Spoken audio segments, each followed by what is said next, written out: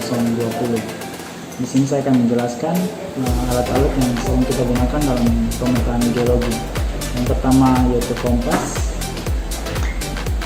Kompas adalah alat geologi yang sering kita gunakan untuk penunjuk arah dan pengukuran kedudukan suatu bidang. Di sini ada bagian-bagian kompas. Yang pertama ada holding sight, sering digunakan dalam pengukuran bearing dan juga digunakan sebagai bagian penutup kompas. Yang kedua ada penutup kompas, merupakan tempat cermin, axial line atau garis tengah, dan jendela pandang. Juga digunakan sebagai pelindung kompas. Yang ketiga ada cermin, berfungsi sebagai alat yang digunakan untuk membantu melihat sasaran. Baik, yang keempat ada garis tengah sebagai indikator kesejalan kompas dengan sasaran yang akan dibidik. Kemudian ada jendela pandang. Jendela pandang ini untuk membantu dalam membidik objek atau sasaran. Selanjutnya ada tombol pengunci, digunakan untuk mengunci jarum kompas saat melakukan pengukuran. Artinya ada lingkaran pembagian derajat menunjukkan arah dari 0 sampai 360 derajat. Kemudian ada jarum kompas menunjukkan arah utara dan selatan. Selanjutnya ada mata lembu atau nivatabum sebagai indikator horizontal dari kedudukan kompas pada saat mengukur strike. Kemudian ada clinometer, ini juga sebagai indikator kesejalan kompas saat mengukur dip. Selanjutnya ada pena penunjuk sebagai penyesuaian deklinasi magnetik. Kemudian ada lengan penunjuk. Lengan penunjuk ini digunakan untuk membantu dalam membidik sasaran. Di dalam pena penunjuk ini ada open slot. Open slot ini juga digunakan untuk membantu dalam membidik suatu sasaran. Kemudian ada tip sight. Tip sight juga digunakan untuk azimuth yang akan diukur. Selanjutnya ada lingkaran pengatur sebagai pengatur graduated circle pada kompas untuk mengetahui kompas pada geografik sebenarnya. Baik, selanjutnya saya akan memperagakan bagaimana cara melakukan pengukuran menggunakan kompas, yang antaranya pengukuran strike dip, kemudian pengukuran slope. Yang pertama kita akan melakukan pengukuran strike dip, di mana saya akan mencontohkan ini sebagai singkatan batuan di lapangan. Kemudian kita akan melakukan pengukuran strike dip dengan cara menentukan sisi is pada kompas terhadap bidang batuan. Kemudian masukkan mata sapi atau mata lembu berada pada tengah. Kemudian kunci menggunakan tombol pengunci. Setelah terkunci, baca sisi N untuk mengetahui strike dari pada bidang batuan.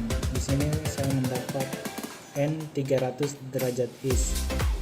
Selanjutnya untuk melakukan pengukuran dip, tempelkan sisi west kompas tegak lurus terhadap strike. Kemudian putar bagian belakang kompas untuk memasukkan clinometer berada pada bagian tengah.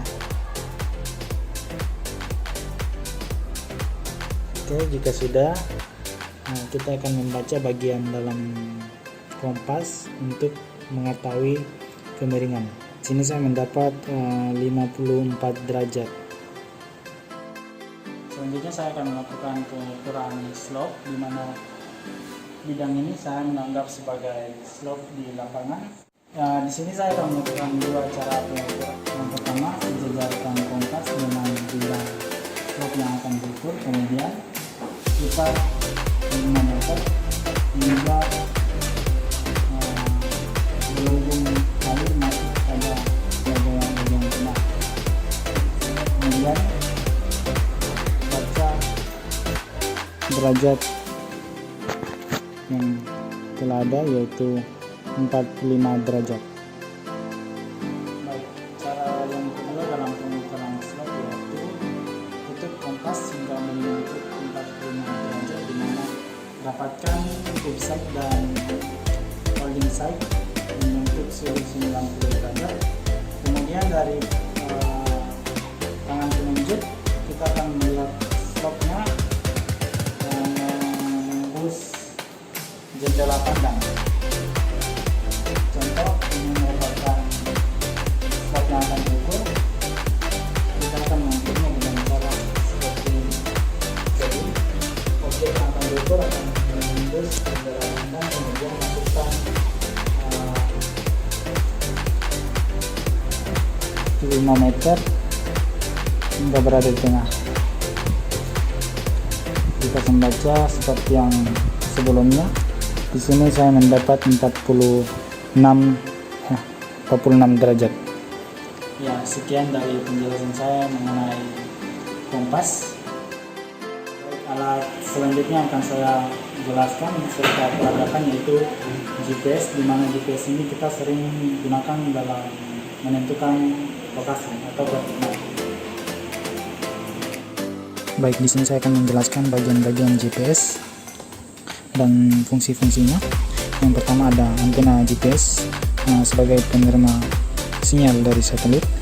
Kemudian ada tombol power, digunakan untuk menghidupkan GPS serta mengatur brightness atau pencahayaan pada GPS. Selanjutnya ada layar GPS untuk menampilkan aktivitas yang sedang kita lakukan pada GPS. Kemudian ada tombol find. Find digunakan untuk membaca atau membuka halaman pekerjaan. Kemudian ada tombol mark. Mark digunakan untuk memplot atau menandai lokasi kita sebagai waypoint. Kemudian ada tombol quit, digunakan untuk membatalkan pilihan yang dipilih atau keluar dari halaman sebelumnya. Selanjutnya ada tombol enter. Tombol enter digunakan untuk memilih halaman yang telah dipilih atau digunakan juga untuk memasukkan data. Selanjutnya ada tombol menu untuk melihat opsi atau pilihan pada halaman yang sedang dibuka. Selanjutnya ada tombol back, digunakan untuk melihat halaman pada menu utama dan juga digunakan untuk mengganti-ganti halaman yang akan dipilih. Kemudian ada tombol in dan out zoom, digunakan untuk memperbesar atau memperkecil halaman pada peta. Selanjutnya ada tombol rocker. Tombol rocker ini untuk memindahkan kursor ke atas, ke kanan, ke bawah, dan ke kiri pada GPS. Baik, selanjutnya saya akan menjelaskan bagaimana cara mengubah koordinat sistem dari koordinat geografik menjadi koordinat UTM. Dengan cara tekan tombol menu, kemudian pilih file setup lalu enter, kemudian cari format posisi, enter, dan pada format posisi ubah menjadi UTM UPS.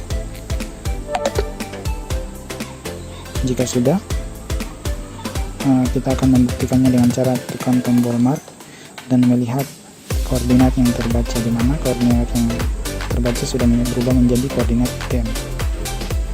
Oke, sekian dari saya untuk bagian GPS dengan cara menggunakan GPS.